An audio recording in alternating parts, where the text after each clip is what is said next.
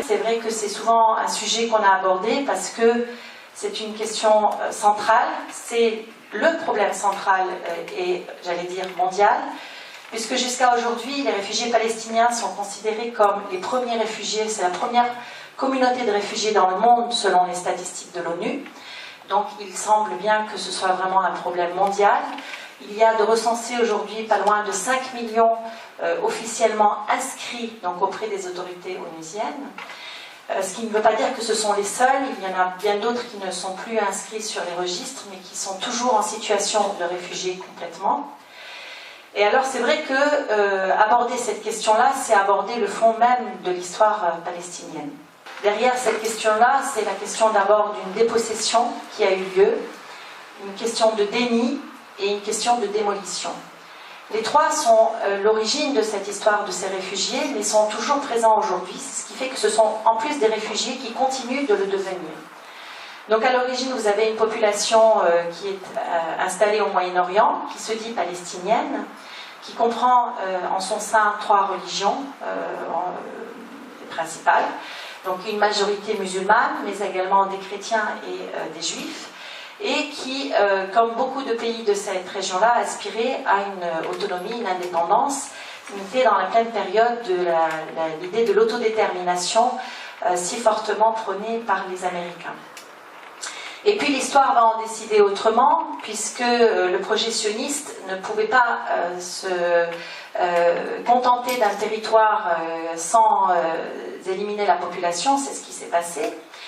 Et donc, en l'espace de quelques semaines, le projet sioniste qui a été réfléchi dès la fin du XIXe siècle en tant que tel, ce qu'on reverra tout à l'heure, en l'espace de quelques semaines, la majorité de la population se retrouve sur les routes de l'exil. Alors, ce qui est un fait unique au monde aussi, c'est que des puissances étrangères ont décidé du partage d'un territoire qui ne leur appartenait pas, en l'occurrence la Palestine. Quand les Britanniques qui avaient le mandat sur la Palestine se retrouvent confrontés à leurs propres contradictions, c'est-à-dire à la fois une promesse orale faite aux Palestiniens qu'ils auront droit à leur indépendance comme les Irakiens, comme les Libanais, comme les Syriens ont eu leur indépendance, en même temps ils ont fait inscrire par contre dans la charte du mandat lui-même que tout serait fait pour aider à la mise en place d'un foyer national juif en Palestine. Alors, cette contradiction majeure, elle est vraiment la base même de ce conflit, puisque à partir de ce texte-là, les sionistes vont pouvoir mettre en place leur projet, un projet qui va se construire dès le début du XXe siècle, très progressivement, et qui va permettre aux sionistes d'installer à la fois un État dans l'État, de mettre en place, malgré une population toujours minoritaire, des infrastructures à la fois militaires, des infrastructures de contrôle qui vont leur permettre, en l'espace de quelques semaines après, de prendre le contrôle du territoire. Donc, dans les années 30, on voit apparaître notamment 3 milices juives très importantes qui vont s'installer, s'organiser, s'armer, qui vont être formées par les puissances britanniques, mais aussi par les États-Unis, qui vont être financées, qui vont être armées. Et donc, à côté de ça, vous avez une population palestinienne qui sent très rapidement qu'elle va être elle-même l'objet d'un déni, puisque très rapidement, ils se rendent compte que les sionistes ont un double discours. À la fois, ils prônent la coopération et la collaboration avec les Palestiniens, et en même temps, concrètement, la dépossession commence, puisque quand les sionistes reprennent, par exemple, des magasins, quand ils s'installent pour ouvrir une entreprise dans les années 20 et les années 30 en Palestine, ils n'embauchent exclusivement que des juifs, et voire même ils licencient les musulmans et les chrétiens pour ne garder que des juifs. Donc très clairement, les Palestiniens se rendent compte qu'il y a un projet de dépossession qui est en cours, mais leur voix n'est pas entendue. On est, je le rappelle, dans un système colonial, les Européens sont en pleine expansion coloniale, et l'image que les Européens ont, et en particulier les Français et les Britanniques, de cette région, c'est une image très négative. On considère que les Arabes sont des sous-développés. Il y a des textes extraordinaires là-dessus qui montrent vraiment à quel point il y a un mépris et comment on a fabriqué une image de l'occidental supérieure à toute autre population qui a laissé des stigmates, je pense même jusqu'à aujourd'hui. Alors pourquoi le rappeler ça? Parce que c'est important de voir aussi comment on va gérer la question de ces réfugiés palestiniens ultérieurement. Donc les choses vont aller de mal en pis sur le terrain, et quand les Britanniques se rendent compte qu'ils n'arrivent plus à gérer le mandat, ils décident de remettre leur mandat à la SDN, qui devient les Nations Unies, et ce sera le premier dossier que les Nations Unies devront gérer. C'est vraiment la première chose que les Nations Unies doivent gérer, c'est la question palestinienne, en 1945. Et à ce moment-là, il y avait déjà eu un projet de partage qui avait été soufflé par les sionistes en 1936, mais projet qui avait été mis de côté parce que dans les années 30, les choses commencent à basculer. En fait, les Britanniques sont partagés. Vous avez à la fois l'autorité, l'État, le gouvernement britannique qui est extrêmement sensible aux thèses sionistes. Beaucoup ont d'ailleurs adhéré au sionisme. Il y a des juifs, mais pas que des juifs qui sont devenus sionistes. Balfour en est l'exemple, c'était les ministres des Affaires étrangères.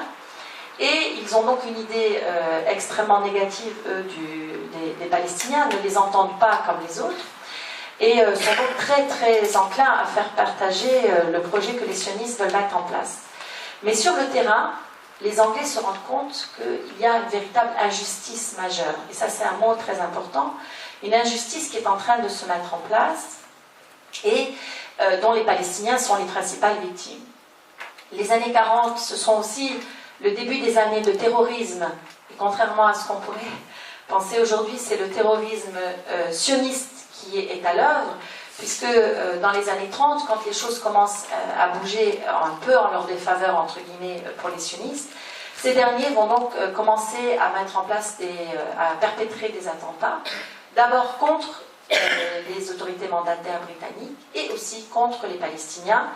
Premièrement, parce que les Anglais veulent commencer à restreindre l'immigration juive en Palestine, et puis d'autre part parce que les Palestiniens revendiquent bien sûr de plus en plus haut et fort, et c'est à ce moment-là qu'au milieu des années 30 se déclenche la très grande révolte palestinienne, la grande grève, étonnamment comme en France, qui se déclenche en 1936, qui démarre d'ailleurs de la campagne. C'est une grève générale à l'appel des paysans et des ouvriers. Le monde ouvrier palestinien est très mobilisé aussi, parce qu'en réalité, les droits nationaux d'autodétermination rejoignent des droits sociaux qui commencent déjà à être bafoués sur le terrain. Donc on voit que la situation s'envenime et les Anglais donc veulent se détacher. La commission onusienne qui va venir en 1946 va être aussi biaisée.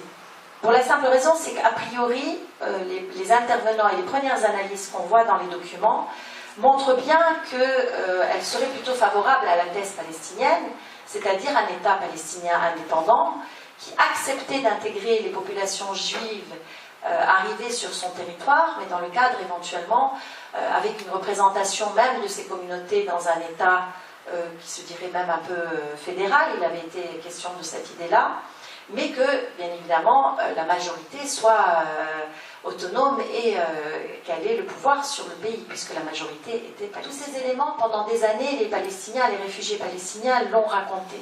Sauf que dans tous les conflits, les réfugiés palestiniens en ont été les principales victimes.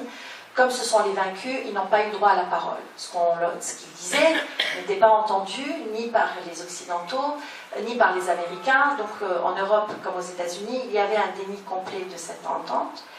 Et c'est parce que dans les années 80, au milieu des années 1980, il y a eu l'ouverture de ce qu'on a appelé les archives d'État d'Israël, qu'il y a eu un mouvement de ce qu'on a appelé de nouveaux historiens israéliens, qu'on a commencé à entendre ce que disaient les Palestiniens, parce que ces nouveaux historiens israéliens ne disaient que la même chose que les Palestiniens, voire donner des renseignements précis, puisque c'est sur des documents d'État, donc vous avez des ordres, des exécutions, d'encerclement, d'expulsion, d'enfermement, donc c'est vraiment très précis, village par village, ville par ville, et c'est relayé par ce qu'on a aussi en Europe. Donc dans nos archives, vous avez en France d'excellentes archives diplomatiques. Vous avez la même chose en Angleterre au Foreign Office et aux États-Unis. Donc l'ensemble de ces documents montre aujourd'hui comment, exactement, étape par étape, il y a eu ces discussions et comment on arrive à analyser comment les choses se sont faites. Donc cette commission onusienne, qui au départ était plutôt majoritairement pour un État unique, en fait, va se targuer, donc nous sommes au lendemain, juste au lendemain de la guerre, d'être généreuse, en allant y compris interroger des juifs européens qui n'étaient a priori pas concernés, puisque la question devait d'abord être posée aux principales puissances occidentales, aux pays arabes, bien sûr, aux Palestiniens eux-mêmes, aux Juifs qui étaient en Palestine, mais bien évidemment pas aux Juifs du monde entier. Or, c'est ce qu'ils ont fait, puisque derrière, il y avait réellement un travail, on dirait aujourd'hui, de lobbying de la part des sionistes, qui ont tenu, et notamment les sionistes américains, à ce qu'il y ait cette interpellation, et c'est ce qui va faire un petit peu pencher la balance et décider de la partition de cet État. Donc ça y est, à partir du moment où les instances internationales décident de proposer la partition de l'État, les événements vont s'enchaîner après. Alors ce n'était pas gagné d'avance, puisque quand il a été proposé à l'Organisation des Nations Unies de procéder à un vote, le vote aussi, là aussi, revenait plutôt défavorable. Donc les Américains et les Russes, puisqu'à l'époque les deux étaient très favorables aux nationalistes, vont faire pression pour arriver à faire pencher la balance. Les Français étaient opposés au partage au départ, et pour d'autres raisons, puisqu'ils avaient beaucoup de bâtiments religieux en Palestine et ils voulaient maintenir leur contrôle sur ces bâtiments. Malgré tout, le vote va être favorable à cette résolution qui préconise, ce n'était pas une obligation, préconise ce partage. Et c'est là aussi où il y a toute la contradiction des Nations Unies qu'on retrouve aussi un petit peu aujourd'hui. Les Nations Unies font un vote, mais à aucun moment ils ne vont accompagner la décision sur le terrain. Donc ils savent que sur le terrain, les Palestiniens sont complètement dans une situation inégale par rapport aux sionistes, qui ont été, comme je vous l'ai dit, armés, et que donc les forces en présence vont être en faveur des sionistes, qui, même s'ils sont minoritaires, au niveau armement, au niveau infrastructure, sont beaucoup plus forts. Et c'est donc comme ça qu'en fait, l'expulsion va commencer dès le lendemain du vote du plan de partage, donc dès le début décembre 1947, les forces sionistes commencent à vouloir vider petit à petit le territoire. Alors au début, donc, la partie que l'ONU leur avait allouée, partie où ils se retrouvaient en tant que minoritaires à obtenir la majorité du territoire. Et donc, en fait, en l'espace de quelques semaines, et alors même que les Britanniques sont toujours sur place, c'est-à-dire qu'ils se doivent normalement, en tant que puissance mandataire, de protéger les populations, ils ne le feront pas. Et bien au contraire, même ils participeront, on le sait maintenant aussi, en aidant les sionistes, en les informant sur certains lieux de la présence ou pas d'une résistance palestinienne. Et donc à partir de décembre jusqu'en avril 1948, c'est-à-dire qu'avant même ce qu'on appelle la première guerre israélo-arabe, déjà les 2/3 de la population qui sera expulsée sont déjà sur les chemins de l'exil. Alors ça c'est un fait important à savoir parce qu'on a réécrit l'histoire après. Pourquoi? Parce qu'après, il y a eu la version, comme je vous disais, officielle de l'État d'Israël, qui était de dire, en fait, au moment de la première guerre, donc le 15 mai 1948, quand l'ensemble des armées arabes vont attaquer, soi-disant, je vais y revenir, l'État d'Israël, ce sont les États arabes qui ont appelé les Palestiniens à partir. En fait, non, pas du tout. Il n'a jamais été question.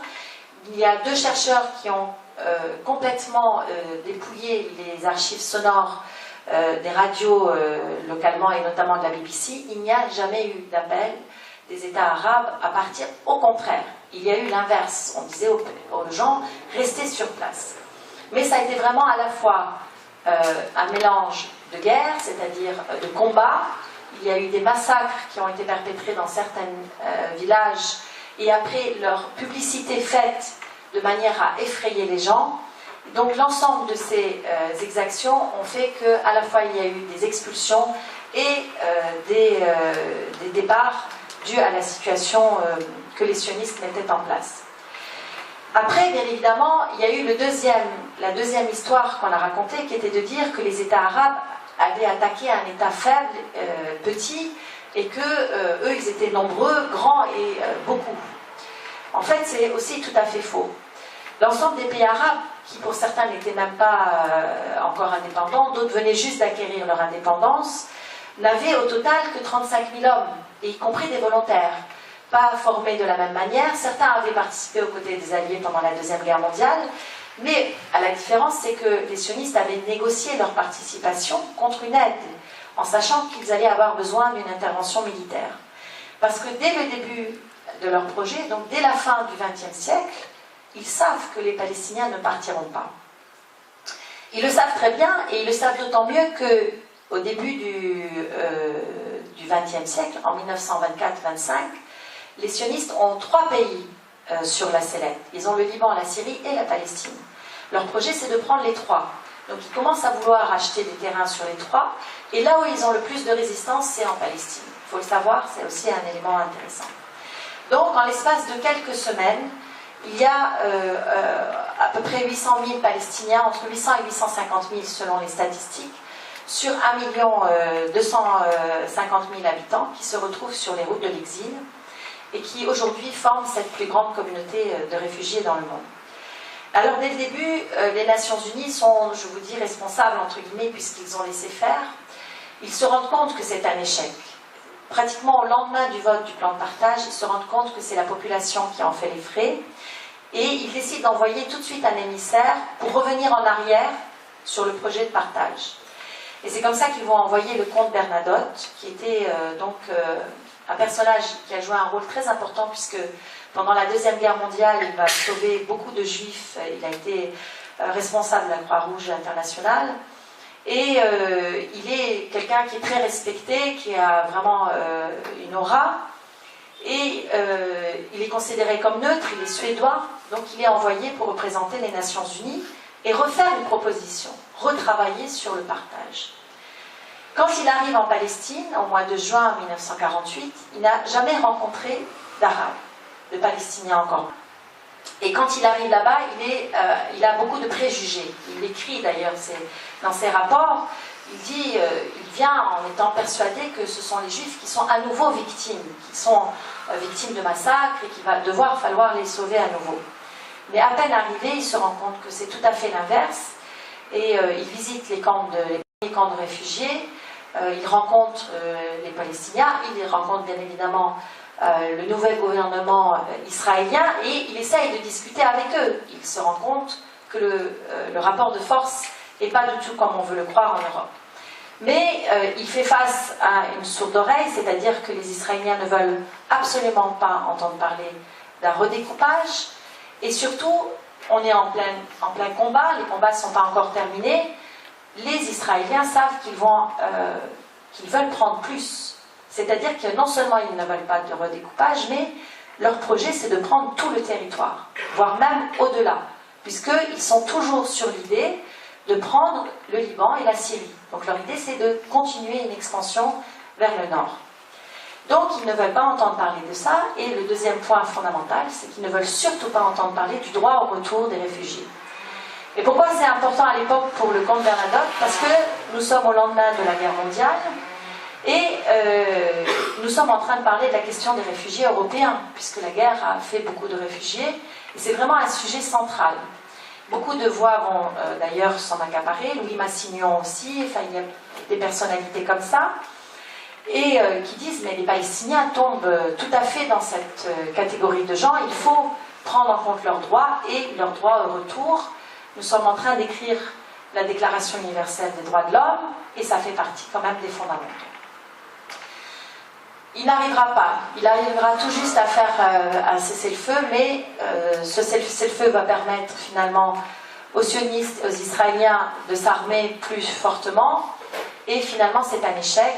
Il est assassiné au mois de septembre, mais avant d'être assassiné, il laisse un document où il préconise effectivement un redécoupage, il va jusqu'au bout de sa démarche, et surtout il insiste très lourdement pour que le droit au retour soit appliqué pour les Palestiniens. Il cite le mot réfugié plus de 10 fois, c'est vraiment un mot très important pour lui. Ce rapport, il l'écrit, il le fait corriger et relire par les Américains et les Anglais. Donc c'est avec l'aval des Américains et des Anglais. Il servira de base, quelques semaines plus tard, au mois de décembre 1948, à l'élaboration d'une résolution, la résolution 194-3, qui est aussi très importante à connaître puisque c'est la seule résolution de l'ONU qui a été votée plus de 100 fois jusqu'à aujourd'hui. Et qu'est-ce qu'elle dit, cette résolution votée au lendemain de la Déclaration universelle des droits de l'homme?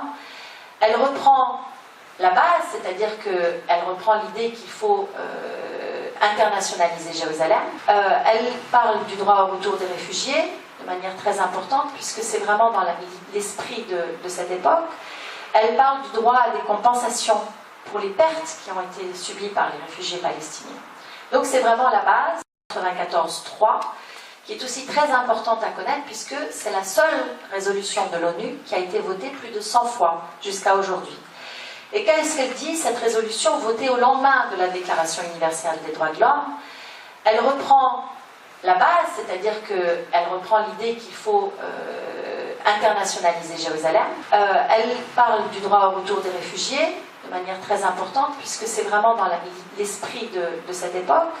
Elle parle du droit à des compensations pour les pertes qui ont été subies par les réfugiés palestiniens. Donc c'est vraiment la base.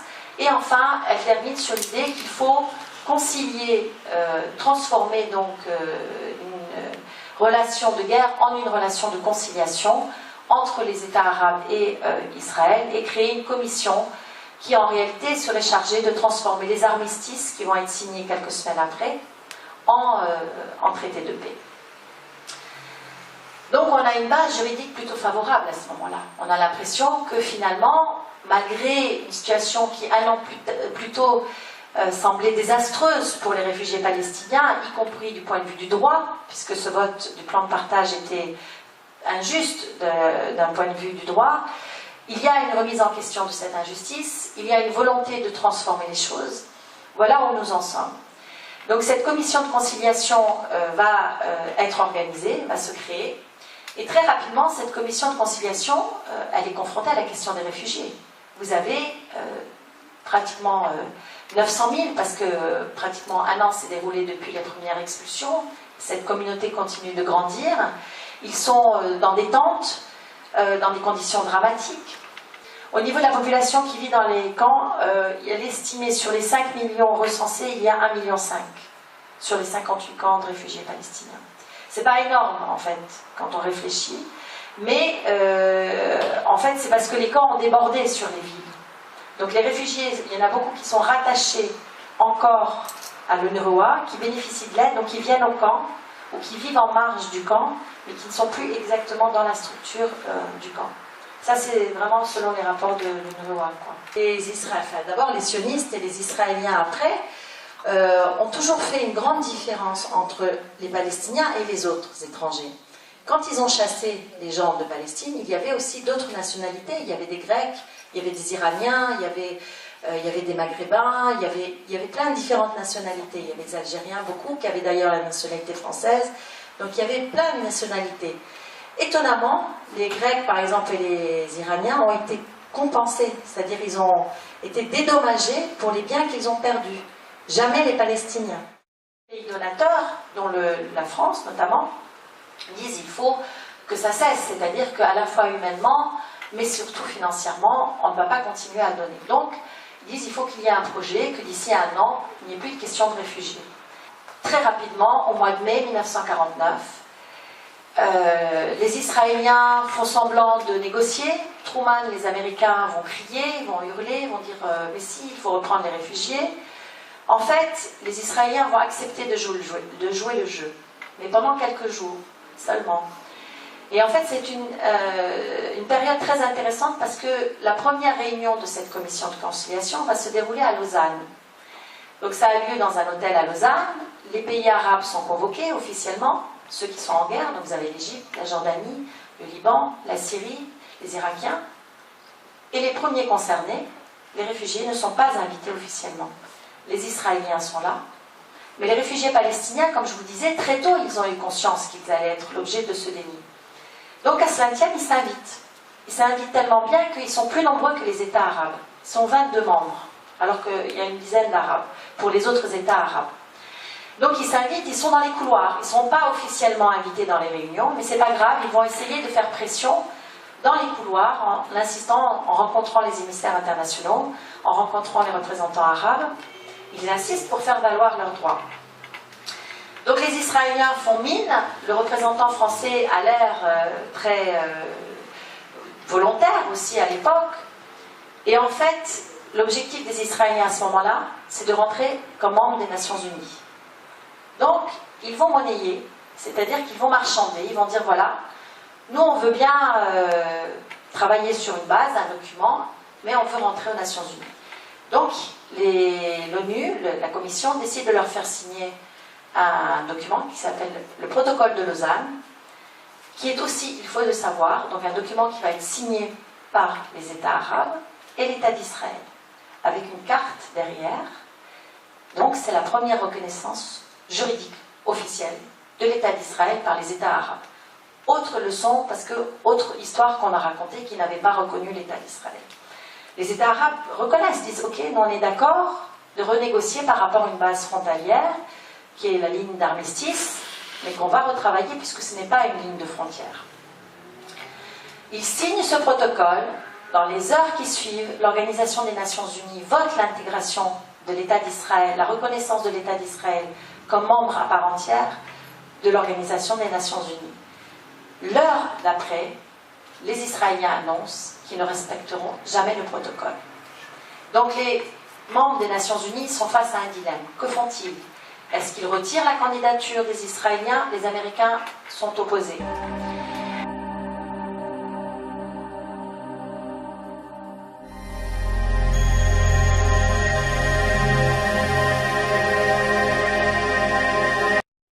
Et c'est ça, en fait, qui va jusqu'à aujourd'hui marquer le destin des réfugiés palestiniens, c'est qu'à partir de là, ils décident qu'on va régler la question de réfugiés que d'un point de vue économique. La question politique est définitivement enterrée à ce moment-là. Et c'est dans les textes, c'est-à-dire que les propos sont tenus comme ça. Il faut qu'on intègre ces réfugiés d'une manière ou d'une autre dans les États dans lesquels ils sont réfugiés, qu'ils ne soient plus un poids. Et ils vont oublier la question politique, puisqu'ils vont être intégrés, et on n'aura plus de problème palestinien. C'est ça le calcul qui est fait au final. Et étonnamment, Israël est intégré à l'ONU sans carte. Et ça jusqu'à aujourd'hui. Il n'y a pas de carte attachée à sa reconnaissance. Ce qui explique aussi la continuité du statut de réfugié. Donc il va y avoir une mission économique qui va se rendre sur place. Et cette mission, très rapidement, elle aborde des projets en fait. On est dans des pays arabes qui sont, comme je vous ai dit, nouvellement indépendants, donc qui se construisent, qui ont plein de projets à venir, qui sont dans des situations économiques très difficiles. Je vous rappelle quand même, on est au lendemain de la Deuxième Guerre, donc y compris cette région a été fortement touchée. Donc l'idée c'est de filer un coup de pouce par une main-d'œuvre pas chère et en même temps une aide financière qui serait apportée le temps du démarrage. Et c'est comme ça que va être créé en 1950 l'UNRWA, qui est donc l'Office de réfugiés, de secours aux réfugiés palestiniens, qui est donc un organisme onusien et qui étonnamment, et c'est un peu le paradoxe, est créé pour régler très rapidement, c'est-à-dire ces réfugiés doivent trouver un statut, y compris d'un point de vue juridique un statut, ils ne doivent plus être réfugiés. Donc l'UNRWA est créé pour accélérer la procédure. Contrairement aux autres réfugiés du monde entier qui, eux, vont dépendre du Haut Commissariat aux réfugiés, le HCR, les Palestiniens en sont exclus. Non pas par malveillance, mais vraiment comme idée d'accélérer le processus. En fait, ça va se retourner contre les Palestiniens. Donc l'UNRWA est créé, les camps de réfugiés de tentes se transforment en toit en tôle, après en maison en dur, mais concrètement, les réfugiés s'opposent à ce projet. Parce que dès le début aussi, ils ont très bien compris que l'intégration, ça voulait dire le déni de leur histoire, le rejet de leurs revendications, le déni de leur expulsion, et donc tout un ensemble de paramètres qui fondent leur histoire et qui ne peuvent pas rejeter. Et là où ils ont fait l'erreur au niveau de l'ONU, c'est de penser qu'en les laissant dans les camps de réfugiés pour mieux les contrôler, parce que c'était ça l'objectif, ils allaient mieux les assimiler, entre guillemets, c'est-à-dire mieux arriver à faire changer leur esprit. En fait, ça a été l'inverse, puisque les camps de réfugiés ont permis le développement du mouvement national palestinien qui va se développer après, et ce sera le terreau même, puisque ce sera la base des souvenirs de ces villages, de ces villes, de ces familles qui se retrouvent et qui racontent cette histoire et qu'ils vont reconstruire au fur et à mesure du temps. Concrètement, aujourd'hui, on arrive à une situation où on a officiellement 58 camps de réfugiés répartis dans le monde arabe. Les réfugiés ont fini par s'intégrer entre guillemets économiquement, c'est-à-dire qu'ils ont joué le jeu de travailler dans les pays où ils sont, mais à aucun moment ils ne se sont intégrés, d'une part eux-mêmes parce que l'on refusait, et aussi parce que les pays d'accueil le refusaient. Pour deux raisons, parce que d'abord il y avait la raison économique, comme je vous l'ai dit, par exemple les pays comme la Jordanie étaient très faibles, les pays comme le Liban, la Syrie, mais aussi parce qu'un Syrien, c'est pas un Palestinien, c'est pas un Jordanien, c'est pas un Libanais. Et ça a été aussi une grande erreur des puissances occidentales, c'est de faire l'impasse. Mais on était colonial à l'époque, et dans l'état d'esprit colonial, on ne fait pas de différence entre les Arabes. Ils sont tous pareils, ils ont une langue commune, et on ne sait pas les différences. Et ça a été repris d'ailleurs par les sionistes qui disaient, mais regardez, ils ont des états arabes vastes et grands, c'est encore dit aujourd'hui d'ailleurs, et donc ils peuvent aller dans ces autres états, ce sont des Arabes. Mais ce ne sont pas, c'est comme les Européens, hein, chacun a une spécificité, une histoire, voilà. Et donc ça a été la grande erreur. Et donc ça c'est aussi une des raisons du rejet. Et en l'occurrence pour le Liban, une particularité, c'est que le Liban a été créé sur un découpage territorial avec la Syrie qui a été critiqué pendant de très nombreuses années, y compris par les Libanais, mais les Syriens aussi, et en faisant une entité où il y avait un équilibre religieux démographique lié à la religion. Et ça, c'était un projet français qui a été rejoint par les sionistes, parce que les sionistes, quand ils n'ont pas pu prendre et acheter le Liban, comme ils en ont eu l'intention, parce que les Français n'étaient pas d'accord, qui les en ont empêchés, ils ont dit, bon, bah, c'est pas grave, ce qu'il faut, c'est que le Liban devienne chrétien, 100%, et que les musulmans quittent. Comme ça, on aura une entité juive en Israël, totale, et une entité chrétienne totale au Liban. C'était pour qu'il y ait un équilibre comme ça. Donc, à la fois, les Français et les Israéliens soutiennent cet équilibre démographique qui fait qu'il faut qu'il y ait une majorité chrétienne. Or, dans les réfugiés qui se retrouvent au Liban, la majorité est musulmane. Donc, s'ils étaient intégrés au niveau nationalité, ça ferait déséquilibrer cet équilibre. Donc, aujourd'hui, on a des camps au Liban, comme je vous ai dit, où c'est la situation la plus catastrophique avec Gaza, des réfugiés. Ils n'ont pas droit à une 70 métiers à peu près qui leur sont interdits. Ils n'ont quasiment plus de documents d'identité. Parce qu'avant, ils ont eu des laissez-passer pendant très longtemps qui leur étaient renouvelés. Mais depuis la guerre du Liban en particulier, et ces dernières années, il y a eu un durcissement, c'est que leurs papiers ne sont plus renouvelés. Parce que l'objectif des Israéliens, c'est d'annihiler l'UNRWA, l'organisme onusien, puisqu'ils disent, tant que l'UNRWA existe, ça veut dire que ça rappelle qu'il y a des réfugiés palestiniens. Or, s'il y a des réfugiés palestiniens, ça ramène à la responsabilité des Israéliens et des sionistes dans leur statut.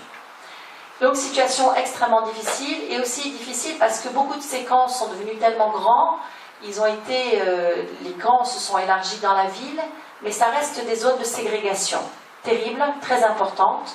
Il y a une bourgeoisie qui a intégré à la vie libanaise, qui l'a été depuis longtemps, des gens qui avaient double nationalité depuis très longtemps, mais qui continuent de revendiquer qu'ils sont palestiniens, et ça c'est important.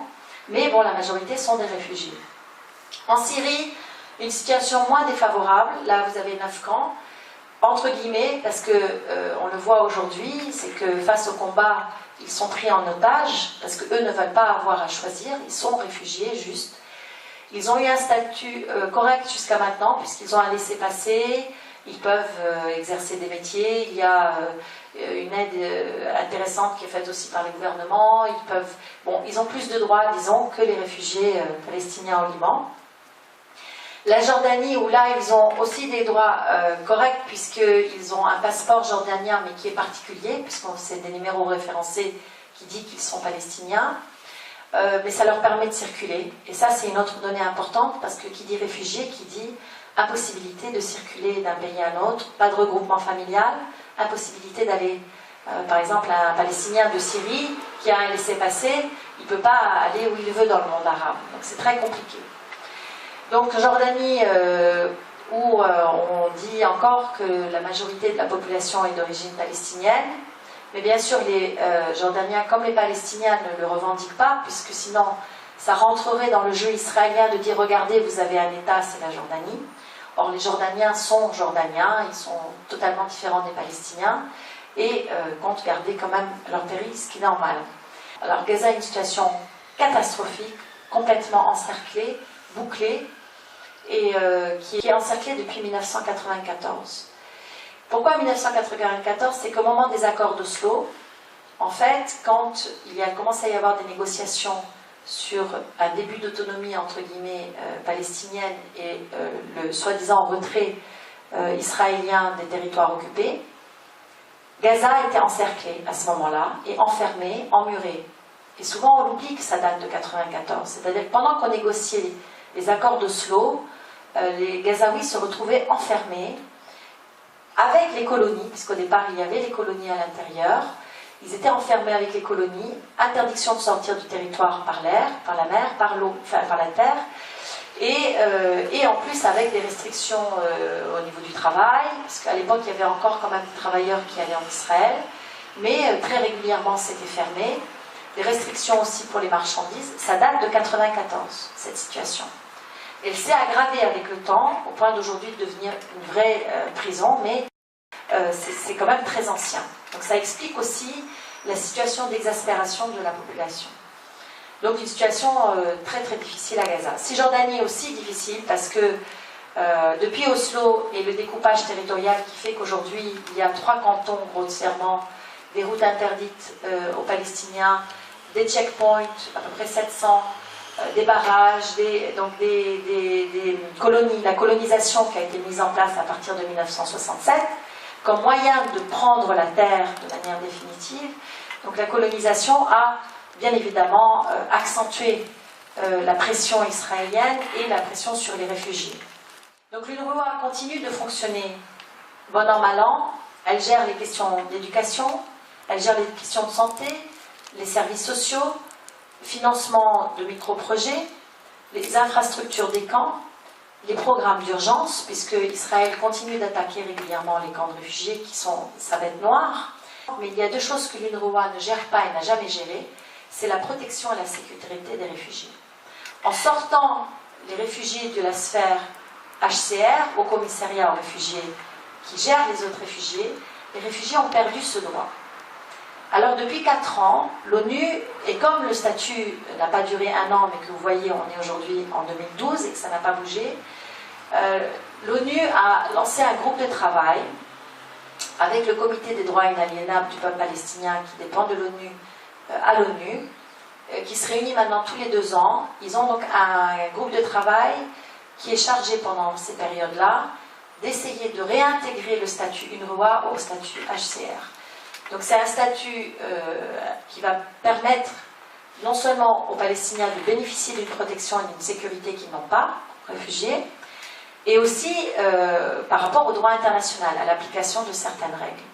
Les Israéliens bloquent, parce qu'ils font partie du HCR. Ils se considèrent d'ailleurs comme les ancêtres, puisque c'était pour la question des réfugiés juifs, bien sûr. Donc voilà, c'est un projet qui est en cours, qui est un travail juridique extrêmement important. Et je terminerai par un exemple, parce que souvent, vous savez, des roquettes qui sont lancées depuis Gaza, et elles sont lancées sur 2 villes israéliennes. Donc il y a Ashkelon et Sderot. Souvent on entend parler de ça. Mais jamais dans les médias on explique pourquoi les Gazaouis lancent sur Ashkelon et Sderot.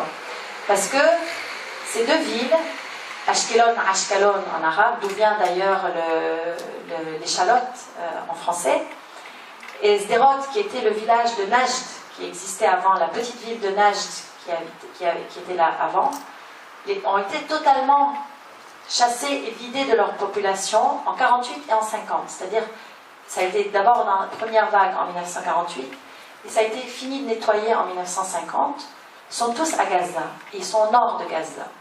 Donc vous voyez, c'est vraiment pas innocent comme geste. C'est-à-dire qu'il y a une raison derrière, qui n'est jamais évidemment rappelée.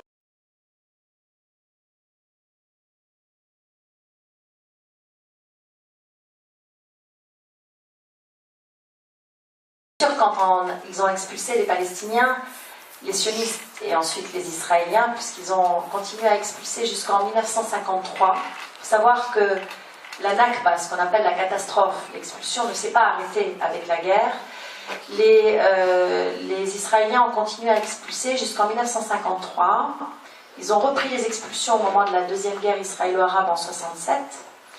Et depuis, ils le font, mais de manière sporadique, c'est-à-dire 10 par là, arrachage de maisons, voilà. Systématiquement, ces expulsions ont été accompagnées de spoliations. Alors au début, il a été dit que c'était pour permettre de reloger les réfugiés juifs. En fait, il y a eu quelques cas de relocation de réfugiés juifs, mais très très peu en fait. Très rapidement, les maisons ont été... Ils voulaient effacer la trace en fait. Ça a été ça le problème des sionistes, c'était cette trace des Palestiniens qui était là, qui était omniprésente. Et on le voit notamment en Galilée. Il y a un historien palestinien qui s'appelle Salman Abou Setta, qui a fait un travail remarquable. C'est un vieux monsieur maintenant, mais qui a travaillé toute sa vie sur cette question-là. Il a fait d'abord le recensement de tous les villages qui ont été, villes et villages qui ont été rasés. La majorité en Galilée, dans le nord de l'État d'Israël, la partie la plus agricole, la plus verte. Il montre comment il y a 526 de mémoire, villes et villages qui ont été totalement rasés. Sur ces 526, il n'y a quasiment eu aucune reconstruction. Ils ont transformé la majorité, ils ont reboisé sur la majorité. Comme je vous ai dit, ils n'ont toujours pas de carte à l'ONU et officiellement, ils n'ont pas terminé. Là, ils veulent s'accaparer toute la vallée du Jourdain. Ils ont d'ailleurs vidé l'eau du Jourdain. Il n'y a plus d'eau le long du Jourdain. Ils continuent les expulsions, les Bédouins aussi, qui se sédentarisent. On voit ça comme dans beaucoup de pays du monde où les nomades se sédentarisent, ils les expulsent systématiquement. Comme il faut un permis de construire délivré par l'autorité israélienne, qui est systématiquement refusé, officiellement ils disent pour non-obtention de permis. Donc tout est juridiquement utilisé pour justifier la poursuite de ce projet. Le problème, c'est qu'il y a quand même ces Palestiniens. Comme ils ne peuvent plus les expulser, le projet c'est de faire 3 cantons qui vont avoir une semi-autonomie du type conseil général, pas étatique, qui s'appelleront État, et ce sera le maximum qu'ils concéderont. C'est ça leur projet actuellement. Donc ça c'est une chose. Donc spoliation, destruction des archives et spoliation, y compris avec la caricature qui est Jaffa. Alors pourquoi je dis c'est une caricature? Parce que il y a eu un très bon film qui a été fait par Eyal Sivan sur la mécanique de l'orange, qui est un Israélien réalisateur, qui montre comment il y a eu tout un discours qui vous a été, à vous occidentaux, vendu, en disant vous allez voir, les Juifs ont développé les oranges, ils ont créé les orangers, de marais nous avons fait verdir la terre, nous avons créé des orangeries. D'une part, les orangeries existaient bien avant l'arrivée des sionistes, et qu'au départ c'était uniquement les Palestiniens qui les avaient en main. Ça c'est aussi archive à l'appui. Et aujourd'hui il n'y a plus d'orangeries à Jaffa. Les orangeries ont disparu. C'était pas du tout dans leur projet. Ils n'avaient pas du tout... le projet agricole était un projet politique de façade, en fait. Parce que cette partie a été complètement abandonnée. Donc, spoliation qui continue aujourd'hui, puisqu'elle continue à chaque fois que l'armée israélienne rase, elle prend, elle déclare que c'est autorité militaire, donc c'est récupéré. Il n'y a aucun recours actuellement possible, ou très peu qui aboutissent. Et spoliation qui va jusqu'au point où il y a eu des Palestiniens qui ont demandé à habiter dans des colonies et n'ont pas eu le droit. Donc ça montre aussi que c'est spoliation et interdiction de revenir sur ce territoire. Spoliation aussi pour les Israéliens d'origine palestinienne. Et ça c'est aussi un dossier qui est peu connu. Il faut savoir que ceux qui se sont retrouvés incorporés à l'État d'Israël, les Palestiniens qui sont restés, beaucoup d'entre eux ont été déplacés chez eux, c'est-à-dire qu'ils ont perdu leurs biens aussi. Alors ils sont restés en Israël, mais ils ont perdu leurs biens. Et ils n'ont pas été non plus dédommagés. Ça fait partie aussi des dossiers qui sont toujours en cours. Et dont on parle depuis plusieurs années. Les Israéliens veulent que l'UNRWA cesse.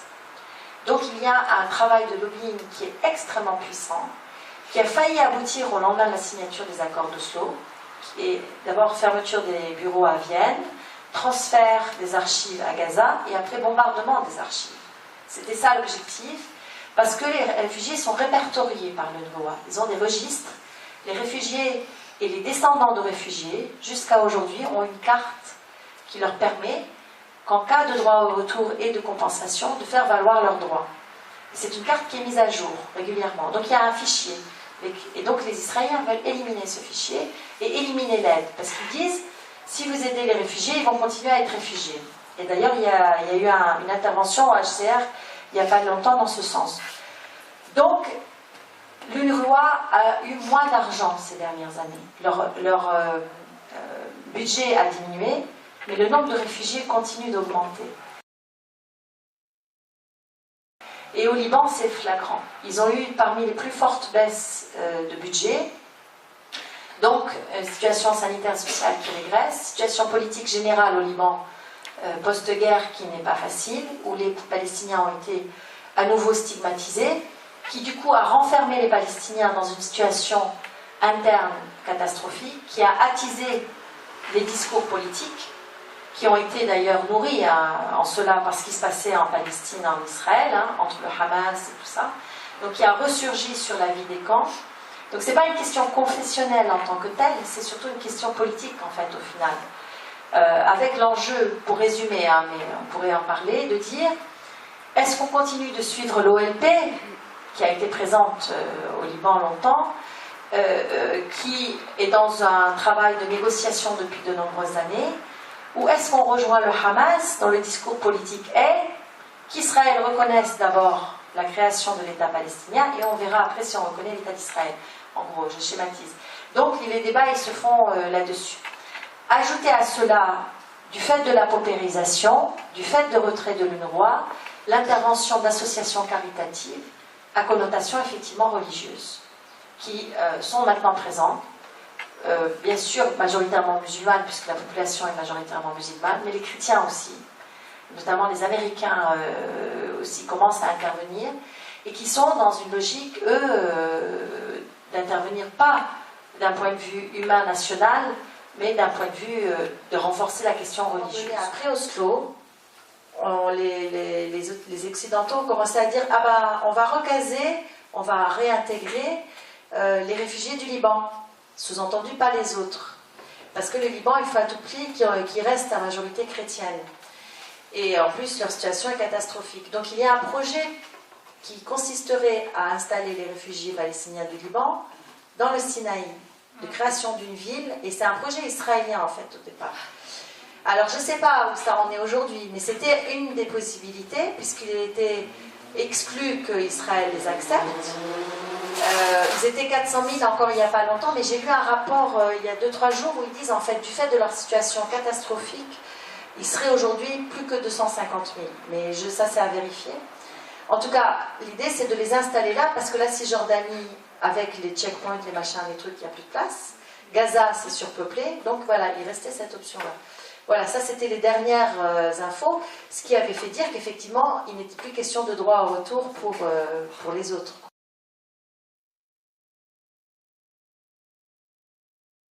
Depuis que l'autorité palestinienne est installée en Palestine, il y a une émergence incroyable, un nombre incroyable de groupes de réfugiés qui s'est constitué à travers le monde, qui se structurent, et c'est très intéressant à analyser d'ailleurs. Je ne sais pas s'ils seront pérennes, mais pour rappeler à l'autorité la question du droit au retour.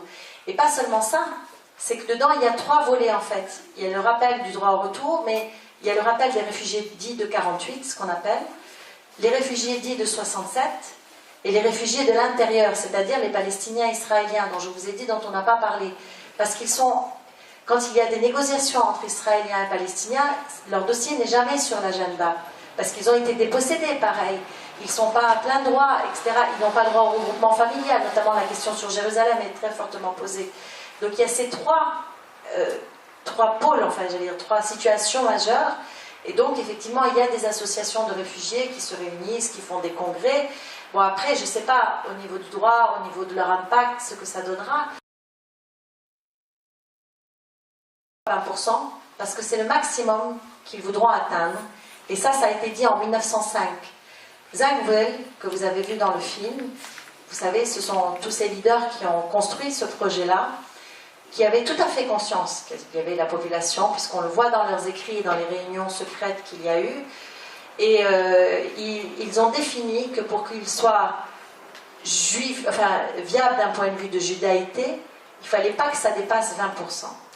Et jusqu'à aujourd'hui, c'est la politique. Et c'est pour ça que Lieberman a régulièrement ressorti la question en disant il faudra poursuivre le nettoyage, parce que la population croit et qu'il y a aujourd'hui un déficit, c'est-à-dire qu'il y a plus de juifs qui quittent que de juifs qui rentrent. Or, donc du coup, la balance, elle est en train de bouger au niveau démographique. Et c'est aussi pour ça qu'ils ne veulent pas le droit au retour, parce que s'il y avait un droit au retour, ils redeviendraient une minorité.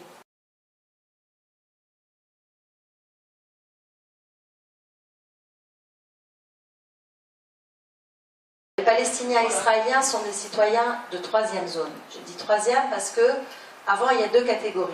Première zone, en fait, qui sont principalement les citoyens juifs européens. Et puis, après, seconde zone, les citoyens juifs orientaux, séfarades, parce qu'ils n'ont pas tout à fait eu les mêmes droits. Ils ont été victimes de discrimination, de racisme. Il y a une historienne, d'ailleurs, israélienne, qui fait un travail remarquable là-dessus. Elle raconte comment les sionistes allaient en Yémen, et puis ils choisissaient les juifs qu'ils allaient ramener sur des critères exactement comme ce qui s'est passé sous le nazisme physique. Ils ont volé des enfants, enfin ils ont fait des trucs comme ça. En Irak aussi, ils ont aussi choisi, j'ai trouvé aussi des archives en Tunisie, ils ont fait la même chose. Donc on voyait qu'il y avait vraiment un racisme nettement vis-à-vis parce qu'ils étaient d'abord arabes. Et la troisième zone, ce sont ceux qui sont d'origine palestinienne, chrétiens, musulmans confondus. Un certain nombre de métiers leur sont interdits, le nombre de places à l'université leur sont comptés, ils n'ont pas droit aux mêmes aides. Par exemple, s'ils font un emprunt à la banque, ce n'est pas les mêmes taux d'intérêt s'ils sont juifs ou pas juifs. Ils n'ont pas le droit d'acheter de terre, ils n'ont pas le droit d'être propriétaires où ils veulent. Il n'y a que certaines zones à Nazareth, à Haïfa où ils peuvent l'être, et à Jaffa, et c'est très très compliqué, etc., etc. Donc, ils sont victimes effectivement d'une discrimination, mais qui ne se dit pas. Parce qu'en fait, dans les textes juridiques, il n'y a pas d'interdiction. Mais après, il y a plein d'alinéas qui font que, finalement, c'est réservé à une catégorie de la population. Alors, tout à l'heure, je vous ai parlé du boycott. Il a commencé dans les fins des années en 1917, 1918, 1919. Ça a commencé le boycott. Avec le comité islamo-chrétien qu'on voit dans le film, en fait, ils se sont organisés pour faire des manifestations, pour interpeller, ils écrivaient, vous avez vu à un moment, il y a appel au monde civilisé, ils envoyaient des lettres aux chancelleries étrangères pour les interpeller, ils sont allés au Congrès de la paix, et dans la liste des moyens, c'était le boycott. Donc notamment, à un moment donné, ils vont boycotter la farine à Jaffa, parce que les moulins de Paris, qui était l'entreprise de farine qui était sur place, a été racheté par un juif, et il a renvoyé les non-juifs, et il n'a pris que des juifs. Donc du coup, ils avaient décidé de protester en boycottant. Après, ça a été la même chose avec la centrale électrique, qui a été rachetée par un juif, et donc, à un moment donné, ils ont fait des manifestations de boycott où ils n'allumaient plus l'électricité, ils mettaient les bougies. Après, ça a été le boycott des commerçants juifs qui étaient sectaires, qui ne prenaient que des juifs, qui ne prenaient pas d'autres choses.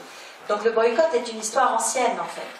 Donc quand en 2005, l'autorité palestinienne, ne sachant plus quoi faire finalement pour se faire entendre et valoir son droit, s'est tournée vers cette option, c'était un peu une continuation d'une histoire.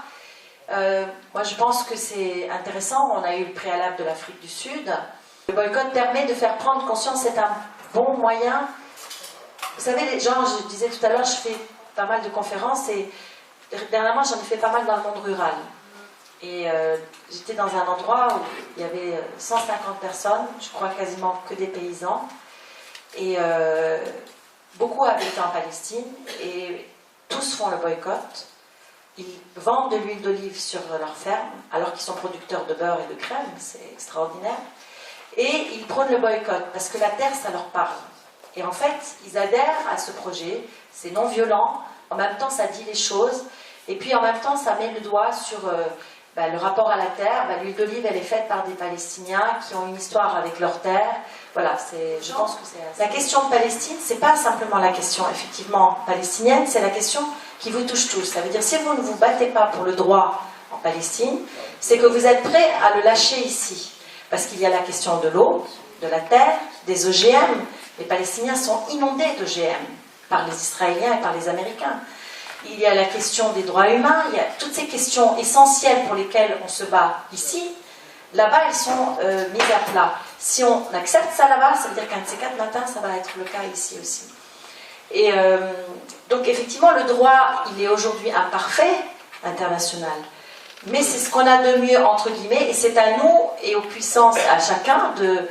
Je pense que c'est aussi aux citoyens de reprendre les choses en main, et puis aux pays dits émergents, qui, je pense, n'auront pas forcément le même discours, parce qu'eux-mêmes ont été victimes du travail des grandes puissances.